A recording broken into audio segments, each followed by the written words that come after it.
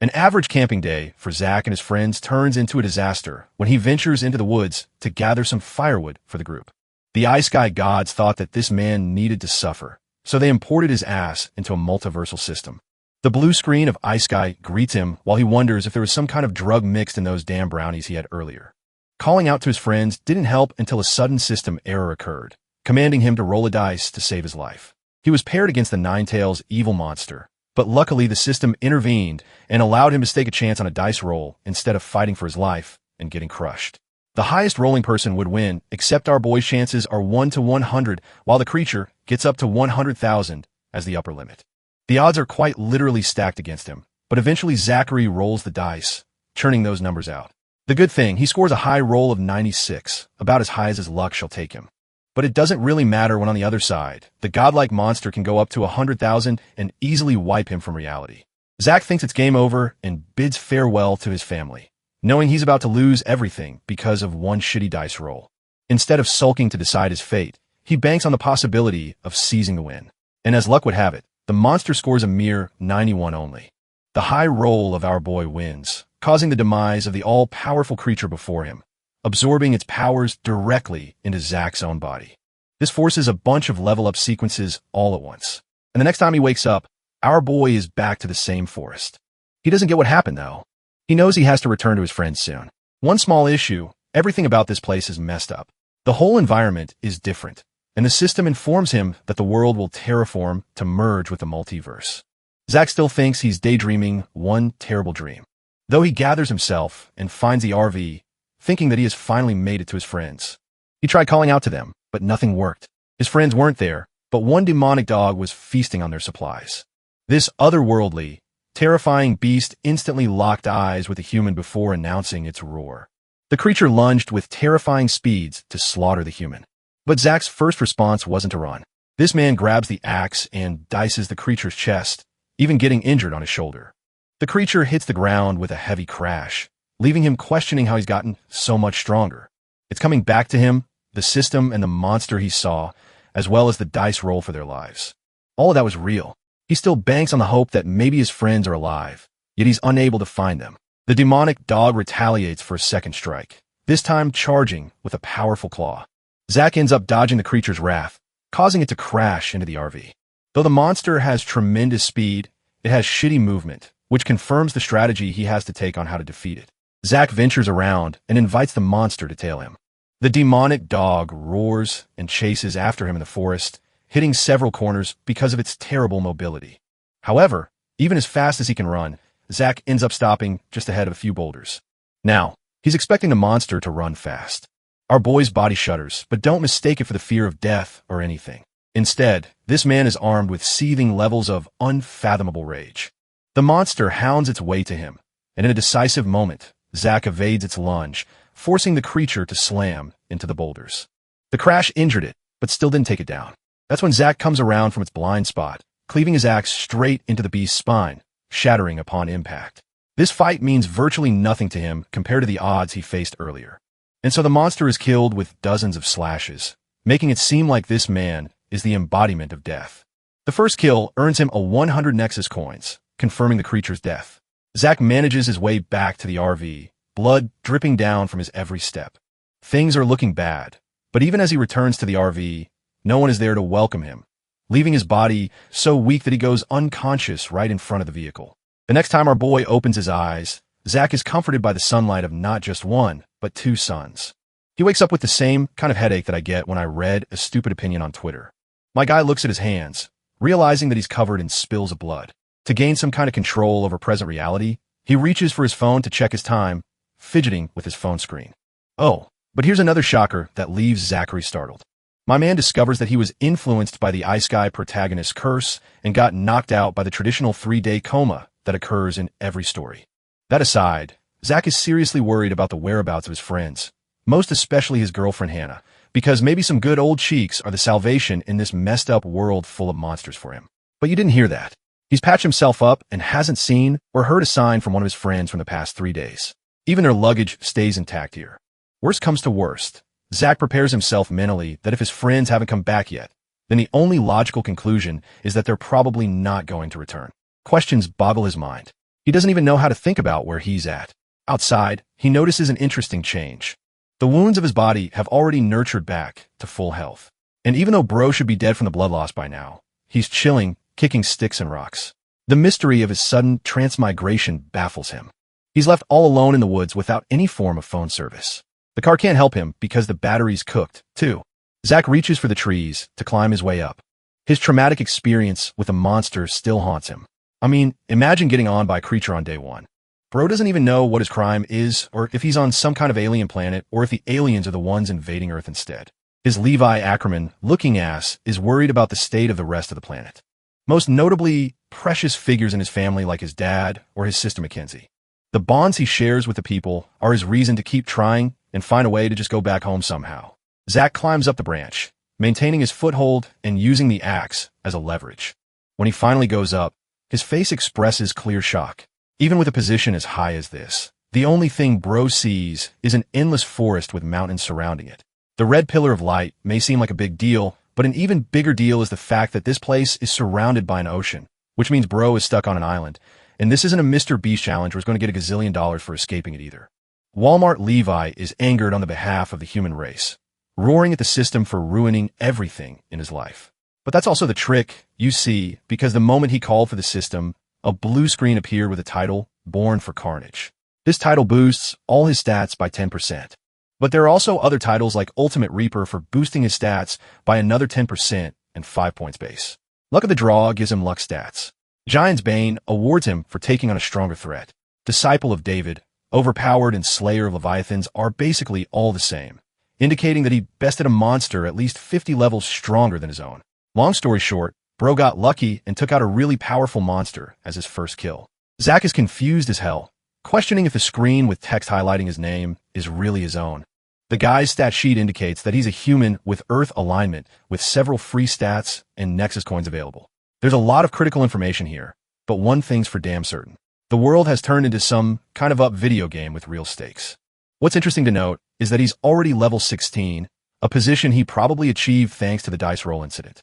Most of the boosted stats he has are all thanks to the titles he acquired for his first kill. And at the moment, one of the active quests he has is to reach level 25 to unlock a class amongst several others, like killing 4 heralds and the incursion general. Overall, he's stuck with some kind of spawn and outpost protection system. Basically, Bro's got to protect his base, and he's assuming that the red pillar of light indicates the incursion the system is talking about. He still doesn't get what the outpost is. So, the system asks if he's ready to create his first outpost.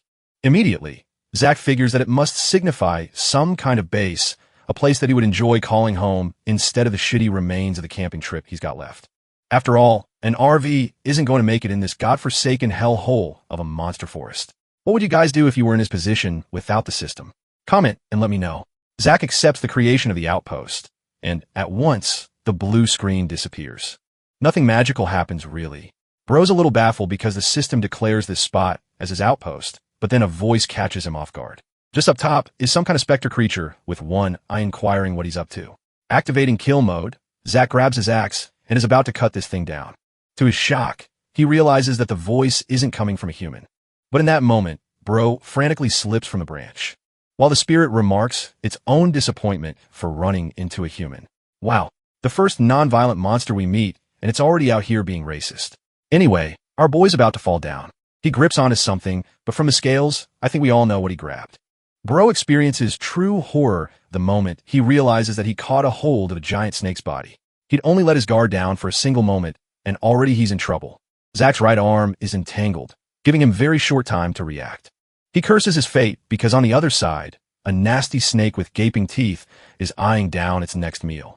The same snake quickly tangles over his whole body, making sure he doesn't have any window to escape.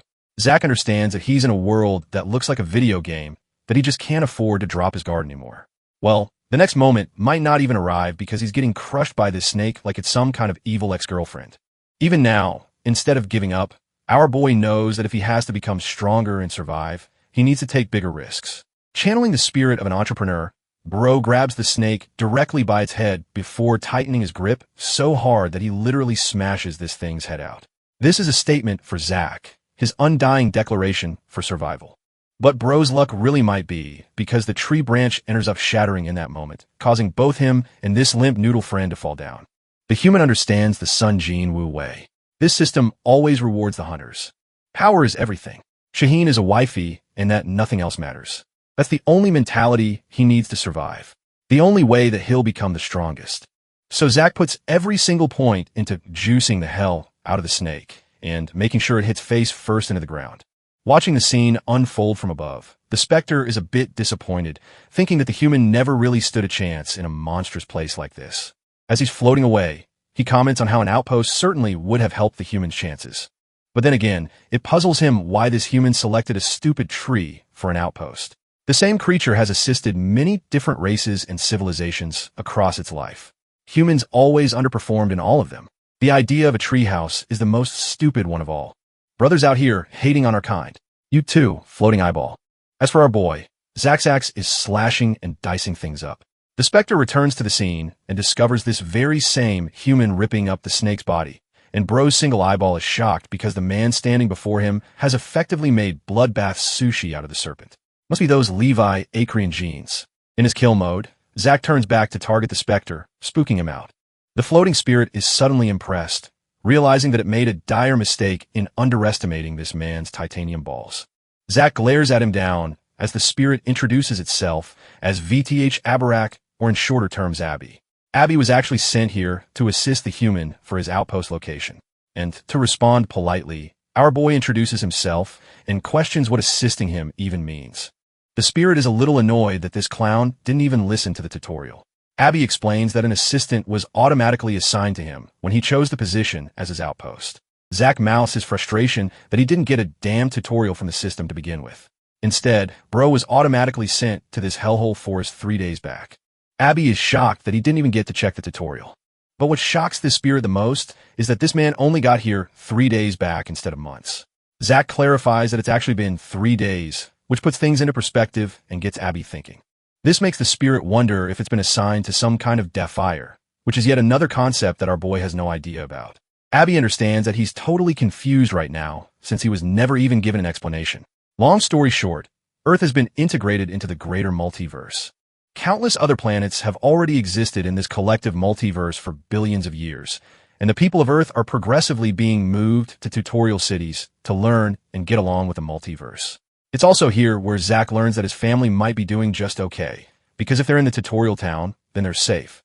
At the same time, Abby clarifies that there's a percentage of people who just can't absorb cosmic energy naturally. Those people are bound to get torn apart and slaughtered by monsters eventually. Any mortal incapable of cultivation is going to be swallowed by the dangerous environment set by the system. Finally, Zack asks about the role of defiers, questioning if his fate is one where he is destined to die. The spirit emphasizes that defiers are just mortals who have gained power beyond the average expectation. Traditionally, the system expects this person to be weak, so it leaves the human to die a natural death. But if someone can overturn their fate and outpace the odds, they literally defy their destiny to die. In other words, this is the power of defiance. But for someone like Zack, his situation is in a completely different league, even in his own class. Though he's been granted an amazing opportunity, things won't always look easy for him. Our boy's a little pissed off because he wouldn't exactly call staking his life on a dice roll an easy opportunity. Regardless, Abby believes that the voice of the universe matters ultimately more in the grand scheme of the universe. And it does emphasize one thing. The system absolutely despises cowards the most. In other words, any possibility that turns Zack into a failure will result in complete punishment. Long story short, our boy is hearing that he'll be needing to complete those quests, kill those demons, and the worst part, he doesn't even get a say in the matter. The spirit assures him that it's how reality is when he's tasked by the system, and that he'll be watched closely until further ado. Looking around for any stalkers, Abby whispers a useful tip that Zack will benefit a lot if he completes the quests in a single month instead of 3. Right as it's about to spill the details of the reward, the spirit is forcibly expuned out of the area, causing Zack concern. The system notification explains that it revoked AB's access far sooner than it should have, which means this system is constantly listening to everything. Though shell-shocked, our boy prepares himself to finish all those quests within a span of 1 month. The scene smoothly transitions to an aristocratic party. A man with demonic horns is observing with mild annoyance up top. His partner for the night, a gorgeous woman in red, comments on his dissatisfaction, urging ogres to smile for a day of celebration. But he doesn't have any reason to smile. Not even after the fact that he's just been named the incursion general. It's the highest honor of any clan. But what Ogre is most dissatisfied about is that he didn't get to kill to obtain the title. He eyes down a certain man with luscious long hair staring back at him. The woman recommends that he perhaps ready himself to fight instead of wasting time messing around at the club. Ogres taunts Aya for not knowing him any better. After all, he's never going to be fighting these guys heathen. He just wants his enemies to have the illusion of control while he puppeteers the strings. Because you see, the moment one of these guys drinks the wine, poison quickly takes over their system, paralyzing them King Joffrey style and offering a very painful death. One woman quickly bolts over to ask who the hell is responsible for all of this, questioning why no one is even coming to help this man. Having spilled this man's blood, Ogres walks a dark path. Bro intends to become the next Light Yagami by making it look like his enemies killed themselves. Back to the scene of the forest, we find a monster drinking from the beautiful stream. While it's chilling out here, the creature suddenly notices a small butterfly-type insect that sits atop its snout. The sight is cute, and it appears like these guys are going to become friends soon. But then suddenly, the monster senses something approaching from behind and turns back. The moment it returns to look forward, our boy seizes the initiative and slams his heavy axe directly into its spine. An instant one-hit kill. With this, he gains the title of the Demon Slayer. Man's entrance was epic, by the way. This title allows him a 3% stat increase for facing any demonic foes, but luckily Zach's got his fill for the day. What's notable is that the system doesn't make the concept of leveling up easy.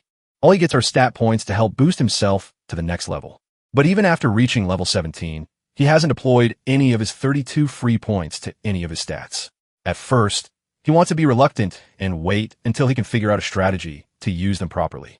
But then, the fight against the giant snake humbled Zach, and he knows that he can't hold back on any advantage right now. Taking the initiative himself, he believes his best bet is to increase his stats, or at least the ones that will surely give him a considerable advantage in the present rather than later. According to that mindset, he spends 10 on strength buffs, 6 on dexterity, 5 on endurance, and 11 on his life. Waiting for later is a pointless approach because in this dangerous setting, later won't even come for him. With 25 days until the end of the month, our boy wonders if he should really rely on Abyss intel to achieve the impossible. He can sense that the Spectre must have at least given that advice for some other reason, and that benefit must have been so great that even the system couldn't afford to let Abby go for it. Zach forms an assessment. He believes that completing the quest in 1 month might lead to the discovery of a special reward. It's either that or the state of things will become even harder after month 1, giving him the incentive to act.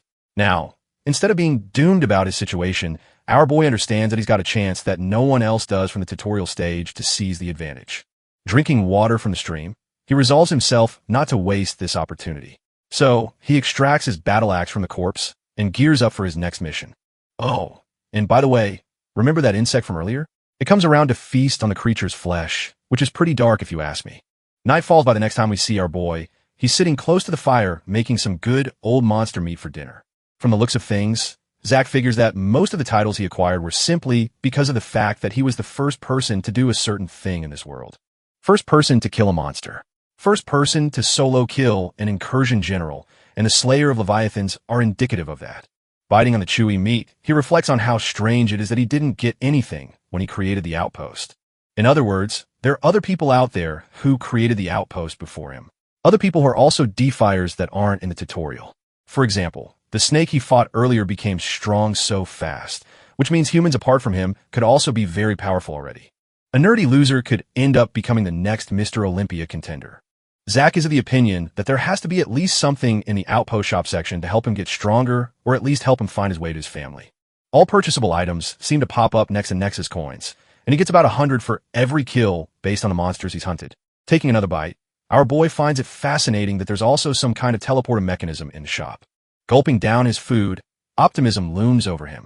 Perhaps with this device, he could forcibly teleport himself to his family or the other way around. The idea sounds pretty great as long as he can get off this stupid island. Except here's the shitty part. The teleporter costs a whopping 10 million Nexus coins, and that quickly destroys Bro's expectations. He can't even kill that many demon dogs to collect all that money, so he needs to farm a faster way. But then there are also the active quests he's got. Zach understands that there's a lot of useful stuff in the shop, and if he can just acquire something super strong right away, things will turn out well for him. That's why he's interested in taking on the quest to boost his outpost levels and unlock a class. However, when it comes to spending points, our boy understands that he can't exactly hoard either Nexus points or the stats. He has to be proactive about the situation and spend them in the present to boost his immediate progress. From his findings, he found two notable areas he could afford. The first were the skills, specifically being the Eye of Discernment that costs 3,000 coins to basically gain information about other creatures. In other words, it's an appraisal skill to help him kill monsters. However, the first time bro uses it, he gets a severely bad headache. The other thing he could afford was an item. It's an F-grade item called the Mother-Daughter Small Scale Gathering Array. And yes, you heard that right. The shitty name is really that damn long. This thing also costs the same amount and allows the wearer to absorb one demonic dog's worth of cosmic energy per 24 hours. In other words, he'll be gaining energy passively, too, while sleeping. And though he's not a proper cultivator, bro is out here flexing and stealing their abilities. The mediation part is so boring that bro's already done and gets up to go and kill more along the way. After that, Zach began attributing nearly all of his time just hunting. Sometimes he would ambush and slaughter demonic dogs. But the more he hunted them, the more they became easier to kill. When he couldn't hunt them properly, he still didn't have much difficulty defeating them. Each encounter taught him more than the previous. Zach observed their tracks and found how to locate them.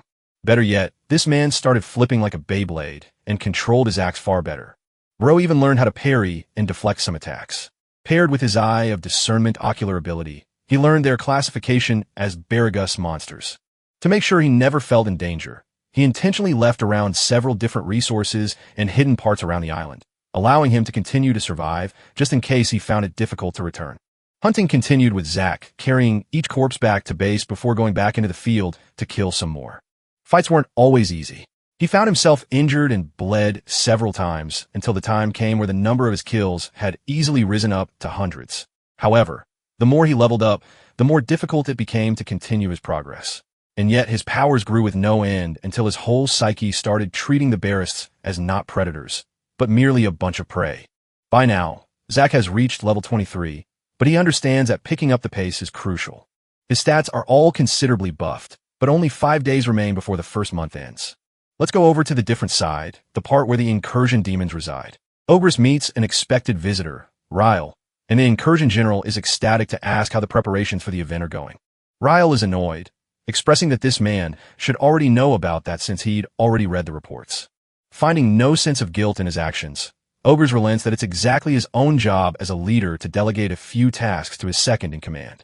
In other words, Ryle has to bite the bullet. He commands a man to come closer and sit. Ryle refuses to sit down before catching wine in his hand and questioning if Ogress can afford to be drunk right now. The leader murmurs in annoyance that people keep asking that foolish question when he doesn't really have anything to do. The incursion is going to take several weeks for his turn. Noticing his opportunity, Ryle grins ecstatically and slides a note, ushering him to sign it quickly so he can return to his drinking journey. Skimming the note, Ogress signs it casually, thinking it's an avocation for Kevin to enter the Master of Scouts.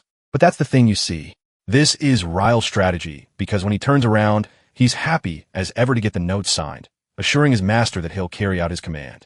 Ogress calls him a good man, even complimenting him for being reliable as the door slams shut. Right after, Ogress carves up a malicious smile. He can't wait to get rid of this den of Barist in the few weeks to come. Back to the main perspective of our guy, Zach observes more trails from the ground and finds his way to another demon dog resting close by. It's just another day of hunting for him, especially when the monster hasn't noticed him yet. Except then it immediately makes direct eye contact with our boy, alarming him out of nowhere. Right when he's processing the shock of this monster, noticing him, the Vargas dog is slaughtered by an even bigger monster out of the blue. Zach is bricks right now, because luckily he didn't get detected, but the monster out there is literally ripping the creature to shreds. Our boy ain't going to challenge none of that. Unfortunately, he doesn't get to make a say in that choice, because the alpha dog over here notices something hiding behind the bushes. The monster peers into the spot to check if anything's there, but discovers nothing. That's because Zach is currently bolting with balls in his throat, questioning what the hell even is that thing.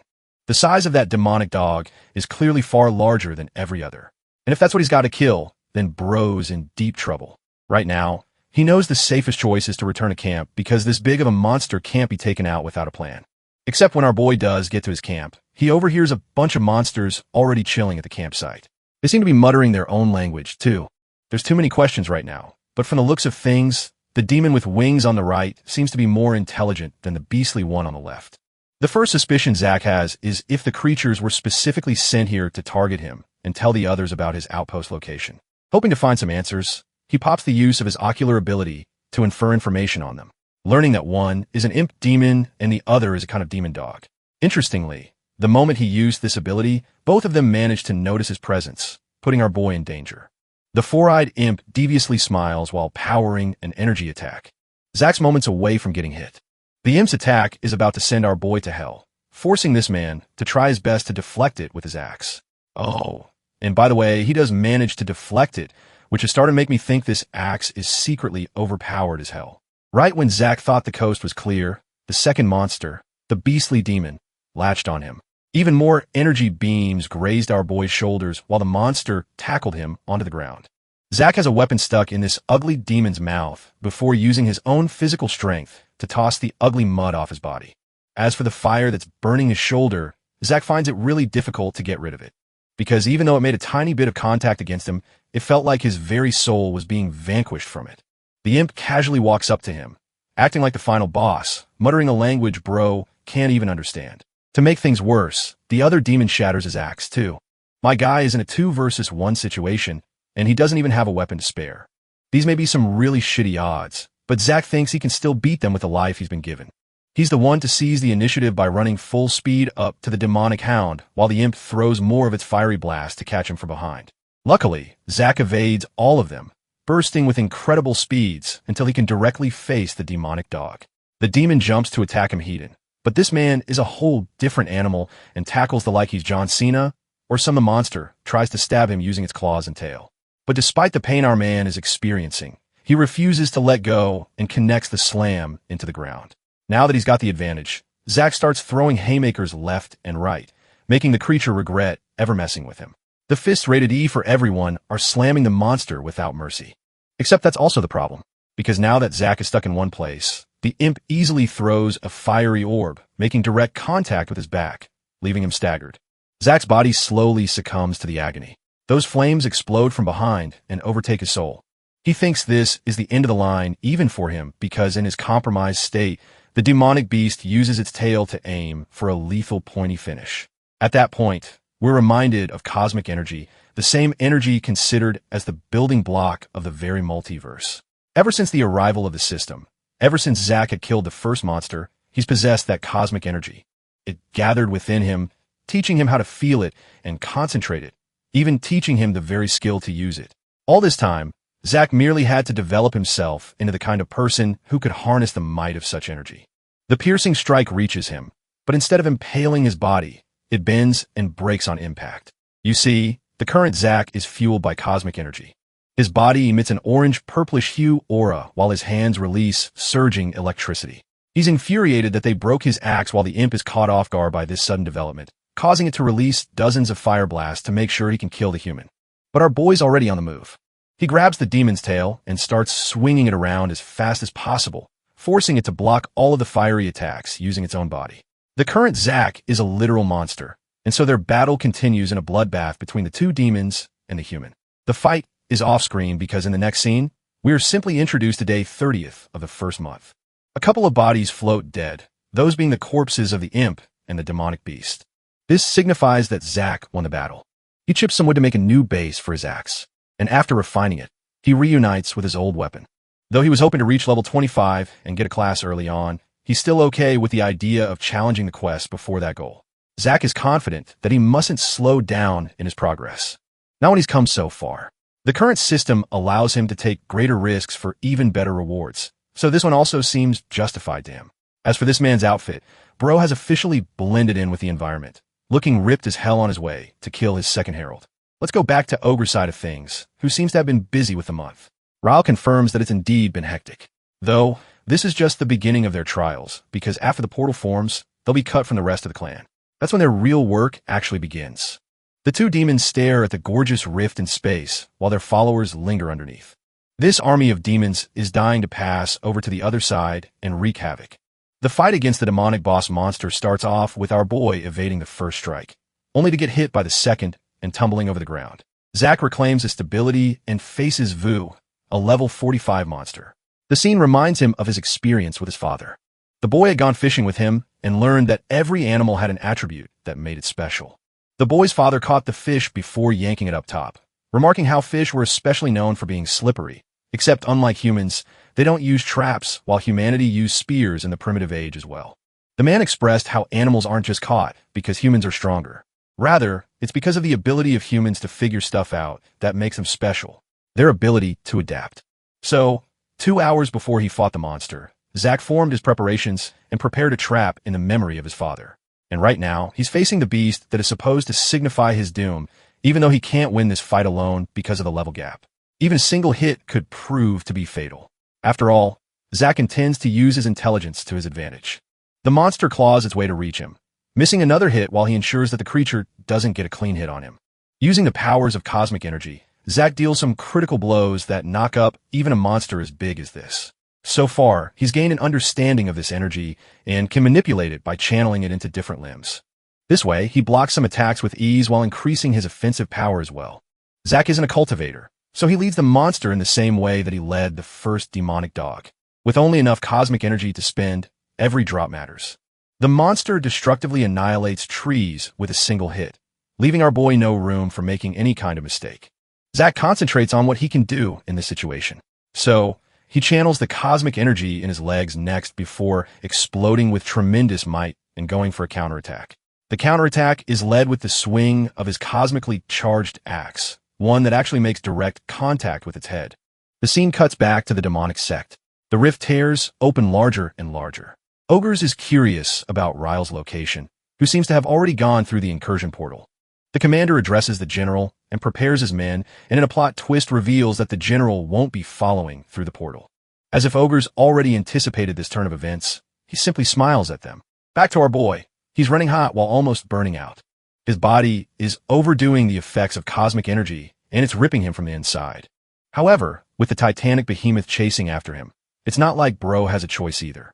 He already finds the trap he prepared in sight. So now there's only a few moments until he makes the cut. The monster rages on, closing the distance between the two. Zack extends his hand and finds the trap. The monster is just about to bite him, but at that moment, he channels explosive energy into his feet, bursting with tremendous speeds to evade the trap. With so much momentum, V finds it impossible to stop itself and ends up cheating directly into the trap. Our boy gets up to see if it really worked out, and it seems that the spikes impaled the creature's belly, one even ripping open its head. Vol is officially defeated, bringing an end to the Heil monster with its energy siphoned over to our boy. Now, Zack not only reaches level 25, but also completes one of the quests, unlocking the class system for him. Joy takes over him because it took him so much effort to finally get to this level. Bro taunts the system, celebrating how he defeated yet another monster. But then, his joy is crushed with terror looming about. As from the shadows, another entity emerges, but not just one. There are several of them. The demonic dogs here are in packs, and they've just located their next meal. Back to the demonic side. The rebellious group is the one who ends up on their knees begging for mercy. However, the new general spares them no such kindness, ripping their heads clean off. Ogris has killed all the bad weeds from his group, while his servant questions how long they'll keep doing this. Ogris orders Nameless to keep going until it's necessary to stop. While AIA is surprised that he's not even being light to someone like her, this man doesn't want any of them to know about the extent of his plans. His goal is to have things in order and control. One of his servants crushes the throat of a traitor, questioning why he's willing to risk the protection of the general's grandfather. Ogres is done playing around with this backstabbing ordeal. He's sick of his own planet being the greatest risk to his own rule. And with things cleared here, all that's left for him is to go and meet the locals himself. Meanwhile, back in the forest, our MC keeps running for his life while a horde of demons chases him like rabid dogs. Tired and annoyed, he wonders why Abarak never warned him about this. Killing a herald was not the hardest part, but once it died, every monster in the forest got drawn to him. He starts running out of options, realizing his cosmic energy is about to run dry. A big portion of it was already used up during his fight with the herald earlier. He understands that there is no way he can escape this situation just by running anymore. The moment he slows down, one of the demons nearly tears him apart. He is forced to keep fighting while moving, even as his stamina starts to hit its limit. Right then, he notices something important. He regains a bit of cosmic energy whenever a demon dies. That sparks an idea in his mind instantly. He realizes he does not need to keep running anymore, because the only way to survive is to fight back. Turning around, he cuts down another demon and commits to a long and brutal battle. Meanwhile, in the demon territory, Ryle orders his men that they do not have any time to wait for ogres anymore. Since the general is not present, he takes command and tells Kevin to form a scouting party. Their mission is to find out what caused the death of Urkaz the Herald. Kevin nods and assures him it will be handled quickly. After that, Ryle moves on to planning how to strengthen their outposts. Right then, a messenger rushes in and reports that there is movement inside the portal. Just a few seconds later, General Ogres arrives with his group. The two lock eyes, looking more like rivals and allies at that moment. Back on the island, Zach's body is covered in injuries and his clothes are torn apart badly. Completely exhausted, he slowly walks through the forest, searching for his backup supplies. Behind him lies the remains of hundreds of demon dogs that were chasing him before. Soon, he finally reaches the tree where he hid his supplies earlier. He climbs up and settles on a branch, taking a moment to rest his body. The calm feeling of safety, along with the soft moonlight on his face, makes him drowsy, and he falls asleep without noticing. Half a day later, he wakes up to the sound of birds chirping around him. He feels surprised that the world did not end even after a full month passed since he came here. Still, a hellish life like this makes it feel like everything ended the moment he was summoned. After that, he covers his wounds and jumps down from the tree carefully. He is surprised by how fast his body is healing on its own. He still feels mentally drained, but the thought of choosing his class when he reaches home base pushes him forward. Just then, the sound of a twig snapping alerts him that someone is nearby. Sure enough, a red-haired demon scout is moving through the area. Hiding in the bushes, he is shocked to see a creature with horns for the first time in his life. He struggles to believe that it is a real demon standing there. The demon speaks in a foreign language he cannot understand, but he clearly says the second herald's name after seeing the remains nearby. After finishing his inspection, the demon realizes he needs to report back to General Ogres immediately. He seems excited, thinking he might get rewarded for this discovery, but Zach has other plans in mind already. With a sudden strike, he slams the axe into the back of the man's head and knocks him out instantly. Then, without wasting time, he throws the unconscious demon over his shoulder and carries him back to his base. Later that night, the demon is tied tightly to a chair with ropes, unable to move at all. To wake him up, Zach pours freezing cold water over his head without warning. The demon panics and starts shouting in confusion the moment he wakes up. Annoyed, our boy decides to shut him up in the simplest way possible. He places the axe against his neck and introduces himself. Suddenly, the demon calls him human, proving they can understand each other after all. So, our hero begins questioning him, asking if there are more of his kind invading the island. When he cuts the demon's wrist to force him to talk, the man's body suddenly starts glowing red. A massive surge of energy builds up inside him, and he shouts that Zach will burn in hell. Without warning, a powerful explosion goes off right in front of him. Luckily, our boy manages to escape, getting caught in the blast. He stares in disbelief as everything in the area turns to cinders. The mad lad actually used all his energy to blow himself up instead of exposing his own kind. That insane level of loyalty makes him realize he cannot treat these demons like other monsters anymore. Zach immediately hides in a tree, expecting more demons to storm the area and investigate the explosion. After waiting for a while, he finally relaxes and jumps back down next to where the demon blew up. Our boy looks at the burned ground and remarks that it is a waste that the intruder literally bombed himself. It was a perfect chance to loot some nice gear. Remembering the explosion again, Zach regrets missing that opportunity, but he is still satisfied that at least he got a new axe out of it. His last one is completely done for. Anyway, he finally reached level 25, and now he's ready to choose his class. But before he does that, he purchases an item that creates illusions and hides its owner in plain sight. A small cash box spawns at his feet, and he pulls out glowing shards from inside, placing them carefully around his camp, one by one. As soon as he places the final shard, a giant purple barrier appears around the entire camp, wiping its presence away from any intruder senses. He is at a loss for words at the sheer magical power of this item. It is like the camp was never there to begin with, and he's confident he will not be disturbed by random demons roaming around anymore.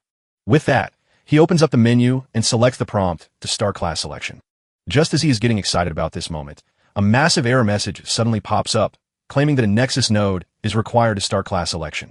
Seeing this, our boy loses it, shouting at the system for being ridiculously greedy and giving him blue balls.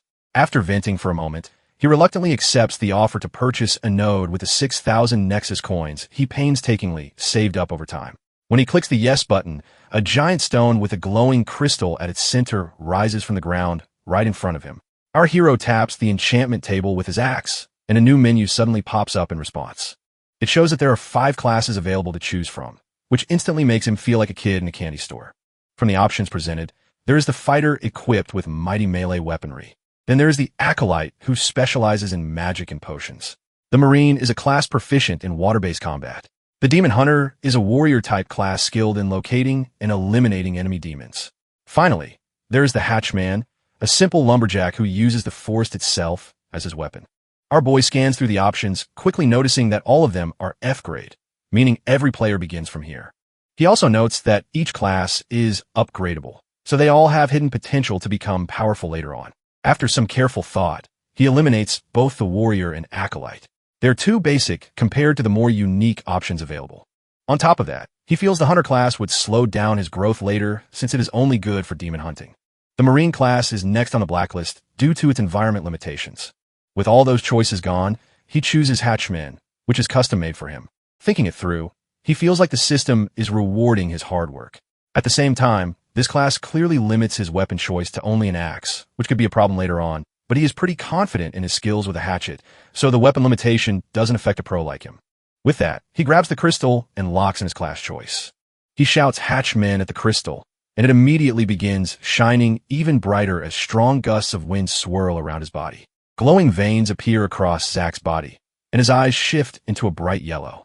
A notification then pops up, confirming that the hatch class has been successfully selected. A flurry of system pop-ups follows right after, displaying new titles and stats gained by our hero.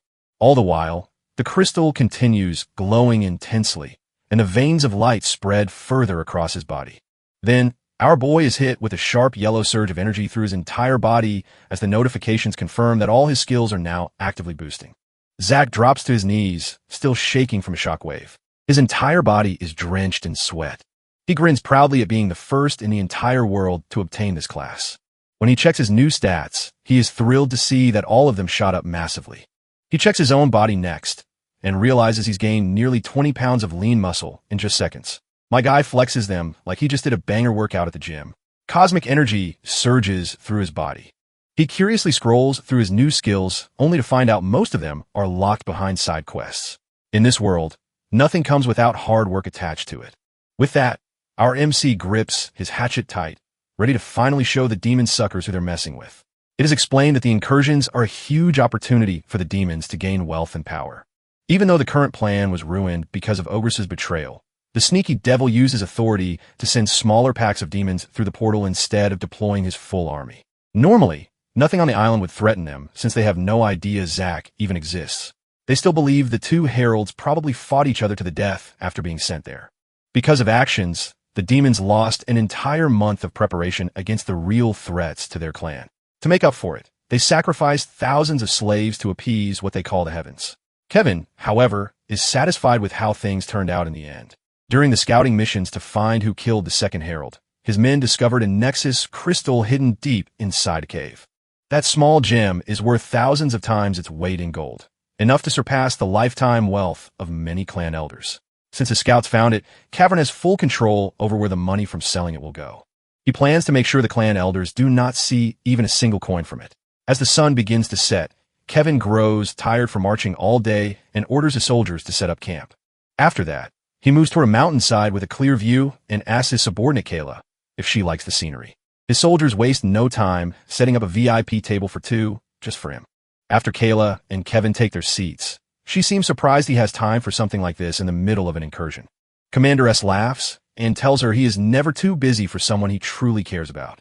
Just then, a few bugs start buzzing around him and instantly ruin the mood of his little forest date, which seriously ticks him off.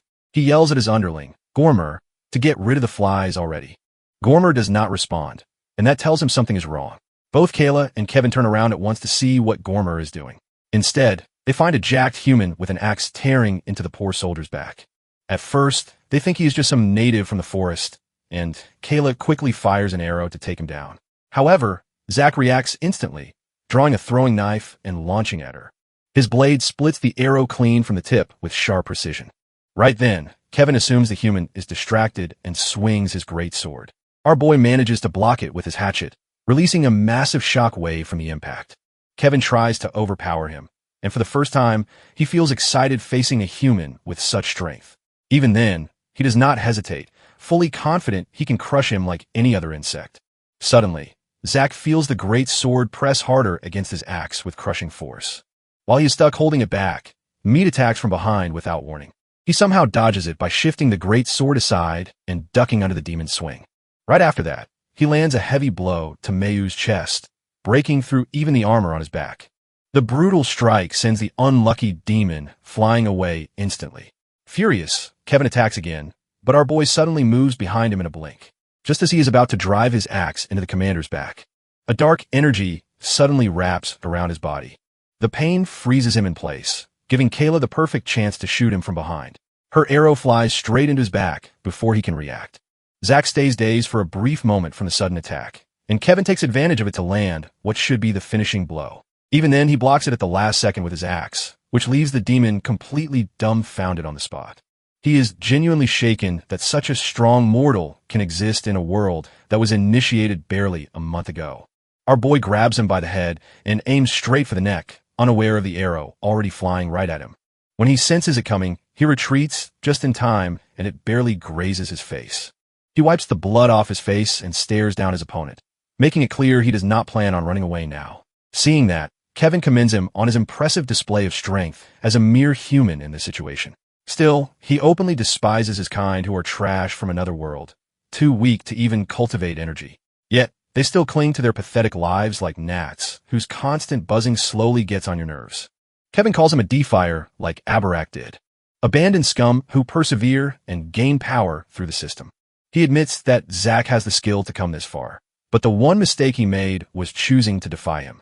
Kevin doesn't hold back as he swings his sword wide, but our hero goes into the matrix, bending backwards to avoid the strike. Zack then swings low as he drives his axe into the demon's chest plate. However, the weapon effortlessly bounces off it, and the shock wave sends him flying backwards. Looking at the demon, he realizes that he didn't even put a dent in the armor and his attack got reflected. Kevin doesn't let up as he rushes forward with another swing. But our boy pulls a fast one and yeets the table at him. That catches the demon by surprise, and he is forced to destroy all the delicious treats he brought with him. Zack then creeps up on his blind spot and slams his axe into the demon, sending him flying back. The NPC guard rushes towards his superior, who yells at him not to take his eyes off the enemy.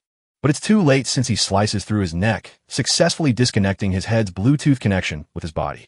Kevin's eyes widen in shock as he barely avoids the axe strike that would have ended him. He then sweeps our boy off his feet and wrestles him to the ground. Both of them get locked in a stalemate, trying to stab each other's faces with their fingers. Seeing the rage in the human's eyes, Kevin orders Kayla to shoot him already. He then takes out the knife that he was hiding behind his waist and stabs Zack in the side. Our hero screams in pain while the blue-haired demon taunts him, thinking that he has won. Kevin tries to suffocate our hero, who slowly reaches for his axe.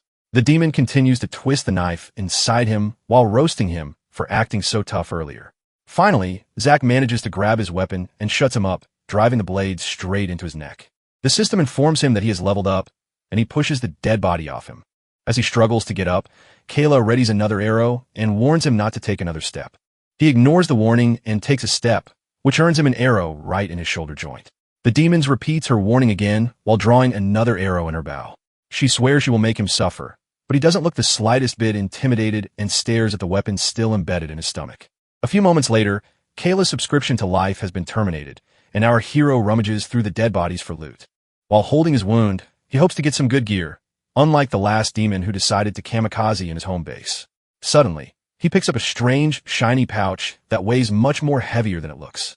When he opens it up, he finds out that it is a dimensional storage item with literally an entire room full of stuff packed into it. Seeing that it is mostly food and furniture, he wonders if the demons were planning an invasion or a camping trip. He also comes across a bunch of weird-looking crystals and wonders what the hell they are. The system screen then pops up and tells him that these are Nexus crystals that are filled with cosmic energy. They can be absorbed slowly over time to increase levels. He finds it a bit unbelievable something like that exists, but he clearly feels the dense energy packed inside them. He then recalls that one of the quests also had these crystals as a reward, but these ones are only F grade. Sometime later, our boy is decked out in new gear with the dimensional storage pouch hanging off his belt. With a nasty smirk, he thanks the nice dead demons for their gear. Since the sword doesn't hold much value to him, he decides to store it away instead of letting it fall into enemy hands.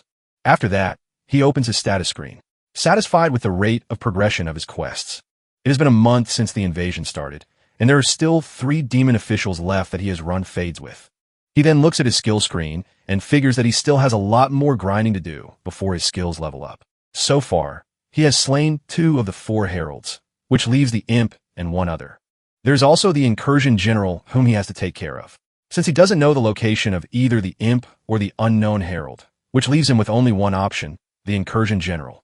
Staring at the glaringly obvious red beacon of light, he decides it's time to deal with the big boss.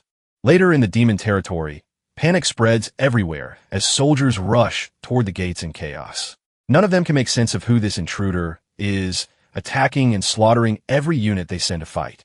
After the newest squad finally reaches the front gates, their captain is left completely speechless. He watches countless corpses of demons and monsters lying cold and lifeless right outside the entrance. Somewhere nearby, our boy is injured and exhausted from his attempt to break in. He has slain over 100 demons and raised his axe mastery while doing it, but he realizes there are far too many soldiers for him to break his way in and reach the general. At his current strength, he will get destroyed the moment he steps through the front gates. Making things harder, it is impossible to infiltrate the outpost since the guards posted in every direction already caught him once. Then there's also a patrol he saw earlier that keeps moving between the outpost and the mountains, probably mining resources or doing something evil. The biggest group of demons, however, lives inside the fortress itself. He thought they were NPCs at first, but he realized after observing their unique personalities and conversations that they are real people just like him. That makes him wonder if they are in the same situation as him, forced to survive in this world. That does not matter though. For him, they are threats on the island that is his new home. And the most effective way to negotiate the barbarian knows is using his axe. He refuses to give up until he is strong enough to leave the place and search for his family again. His resolve is strong, and he will cut down the entire demon bloodline if that's what it takes. Before that, though, he needs to stay realistic and think ahead. He decides to defeat the other 2 heralds first, and then finish the quest by taking Ogris's head. That proves to be difficult since he fails to find the remaining 2 heralds for several days straight. He keeps increasing his axe mastery by slaying monsters from the ocean at the edge of the island to the depths of every cave system he can find. By the end of his search, he climbs the highest cliffs for a full view of the island. He realizes he was looking in the wrong place the entire time. Suddenly, he spots a strange beast chilling on a tree branch out on the mountainside. The 2 monkeys stare at each other, both equally confused about what the other one is. Then, out of nowhere, the stony primate starts freaking out. Curious, he uses his eye of discernment and discovers it is one of the 2 remaining heralds, the stone monkey. The ape goes ballistic as its eyes glow a deep shade of orange. The primate then proceeds to jump off its perch and rushes towards him at top speed. Already anticipating this, he dashes towards his enemy while swinging his axe. He instantly slices the poor chimp into 2 halves. That raises his axe mastery and nexus points even higher. Zack thinks in his mind that these beasts always stay within their territory, which is probably why he has never encountered one before. For a moment, he considers going deeper into the mountains to find more of them, but his thoughts are cut short as violent screeches erupt all around him. He looks up toward the mountain to find more of the beasts from before coming straight at him. Not afraid to cut down some more chimps, he pulls out his axe to show them who's boss. While fighting the monkeys, he flashes back to everything that happened so far. At first, he was completely lost, with no idea what was happening to his world or his family. He realizes that as he kept fighting and leveling up, things slowly started making more sense. Zack reaches a simple conclusion that all his enemies are part of the forest, and he is the lumberjack whose job is to cut it all down. During the fight, he finally maxes out his axe mastery. Suddenly, he gets pulled into a place that feels straight out of a fairy tale. In front of him stands a vast castle, surrounded by lush greenery, with giant floating cities hanging in the distant sky. Confused, our hero wonders where he is and if this is some kind of vision. In the distance, he sees armies of angels and giants dressed in gold marching directly toward him. As he takes in their overwhelming size and power, he suddenly notices he is not alone. Standing next to him is a bald, muscular lumberjack swinging his massive axe. The bald man inhales deeply, then raises his weapon high above his head. Bolts of electricity gather around him as he swings downward, releasing massive purple waves of energy. The devastating shock wave completely obliterates the army of angels, almost like he is in a trance. Our boy mirrors the motion and swings his own axe at the remaining forces. The axe slams into the ground, and he notices both his hands and weapon are glowing with intense power. Later, he gets some rest at a tree over a mountain of stone monkey corpses he destroyed. The system informs him that he has gained the heaviness power of the Tao. He recalls that the Tao is a part of Eastern mythology and finds it surprising it is a real thing. Even though he isn't sure what exactly it is, he can feel the power flowing through him as if it is a part of him.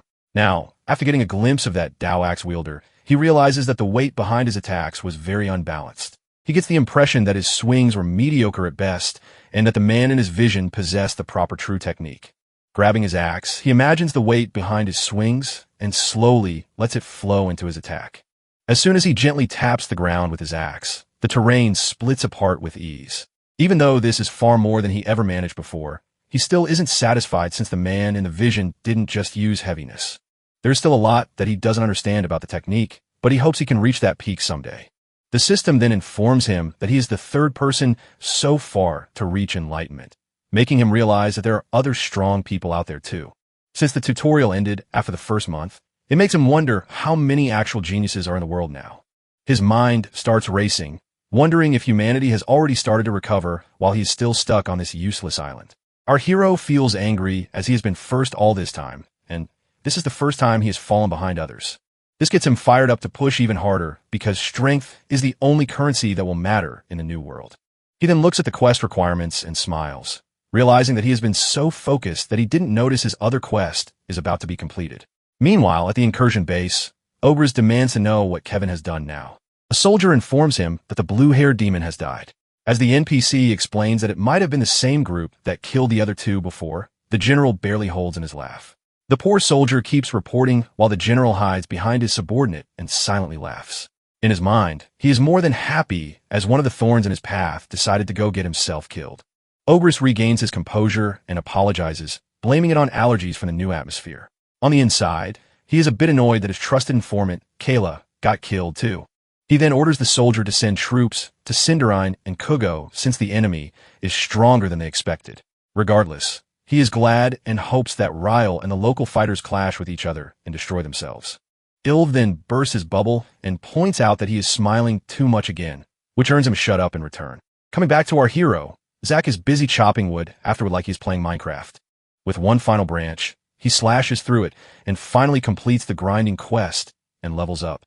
Sometime later, he climbs up a rocky cliff again and comes across a troop of stone monkeys. Not scared at all, he yells at them, which instantly causes them to rush towards him in a fit of rage. Zack simply charges the cosmic energy inside him. As soon as the monkeys get close, he slams the blade into the ground.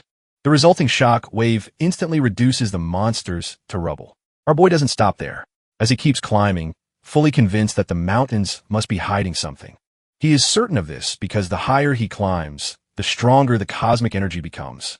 Even the stone monkeys keep getting stronger and move around as if they're patrolling the area. This strange behavior makes it seem like the closer he gets to the top, the smarter the monsters become. The monkeys start to move in packs, and some groups even have a leader. The leader is the biggest and strongest among them. Even so, none of them can hold a candle to our boy as he absolutely wipes them out of existence. Zack continues to climb the mountains for days on end, but still comes up empty as he cannot find the monkey herald. But everything changes when he finally realizes that the herald isn't hiding at the top of the mountains. Instead, he is hiding down in the valley. As our hero slides down the mountain towards him, his eyes suddenly widen in shock. Looking around the area, he wonders what the hell happened here. Meditating in front of him is a Wukong knockoff from 2, who is nearly at level 60. Cinderine suddenly opens his eyes and manages to block the attack with his hands that otherwise would have sent him to the afterlife. Zack keeps trying to force the axe down, but the monkey herald isn't giving up that easily. His eyes start to glow yellow as he channels cosmic energy into his axe and slams our hero to the ground. However, Zack instantly gets back up and retreats a few steps back. Holding his chest, he smiles while thinking that this is indeed a true herald.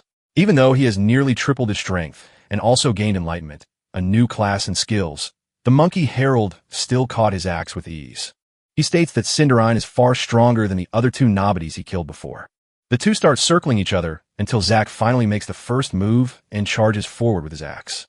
Cinderine raises his leg high and launches a giant stone wave straight ahead. Our hero slashes through it with ease and keeps advancing as he jumps over the spikes. He swings his weapon at the monkey key's head, but the herald simply ducks low and dodges the attack. The monster then aims for his neck with his claws, but our boy parries the attack away and instead punches him in the face. However, the monster counters with a slash and makes Zack bleed. Blood splatters all over the area as the two keep fighting and moving all around. As our boy dashes forward, the monkey suddenly jumps ahead and blocks his path. That makes him realize something, and he starts grinning like a madman. Cindermane is actively trying to stop him from reaching the tree, which makes him think that it must be something important. Zack then comes up with a plan and pretends to attack the tree as he heads straight towards it. The monkey herald panics and rushes forward to intercept the blow meant for the tree with his body. Our boy gets satisfied that his plan worked and pulls back his axe. He swings down again, which Cinder tries to block with one hand. However, the herald barely manages to hold it at bay. Zack commends his resolve to protect his home, but then pulls his hands back and prepares to strike again. He then proceeds to deliver knuckle sandwich after knuckle sandwich, slowly pushing the monkey back. Seeing no way out, the herald lets out a loud scream that echoes through the mountains. Our boy starts to panic as he realizes that the other monkeys must have heard it and tries to finish this as quickly as possible. Just then, a stone slams into the back of his head and he is forced to retreat. Holding his head in pain, he curses his luck since he was so close to victory. However, if he decides to run away now, he might never get another chance to fight the herald one-on-one again. But on the other hand, rushing back would lead to guaranteed death. The two choices leave him shaking with rage as he stares at the nasty grin on Cindermane's face. In the end, he finally decides to retreat and rushes through the forest. However, in his mind, he knows that he won't be able to escape easily with his current injuries and nearly depleted cosmic energy. The stone monkeys don't hold back as they chase him through the trees while calling out to the other apes in the area. At that moment, Zack notices a cave to his left and immediately runs towards it. He slides to a stop once inside and looks back at the horde of stone monkeys approaching him. Our boy closes his eyes to concentrate while thinking that what he is about to do is a really bad idea. But if he wants to live another day and throw hands with the herald again, then he has no choice. Letting his axe hang low, he realizes that he will need a lot more than a small crack this time. With that final thought, he swings his axe down hard and triggers a massive rock avalanche on the stone monkeys. Meanwhile, he just stands there inside the cave, completely unbothered,